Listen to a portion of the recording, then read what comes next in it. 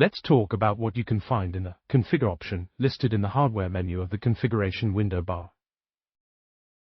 When you get in this option, you will find a list, as you can see in this slide. The first option in this menu is Change Password. You can change the administrator password into something fancier than admin, which is the default password. The second option is Network Settings. By default the unit is in DHCP mode, but you can force it to static if you want. You can also find Boot Up mode. If you click this option, a window will appear to choose between different options in the drop-down list. The default one is Last Setting. This means that the unit will keep the same configuration that had just before turning off the device.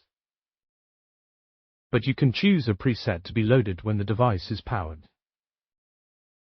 Next option is Global Access Rights. That will allow the administrator to change different access rights of the user. As you see in this case, the user can load presets and change the name of the unit, but he cannot save presets or upgrade the firmware of the unit. The Auto Standby option allows you to set how long it will wait the unit until gets into standby.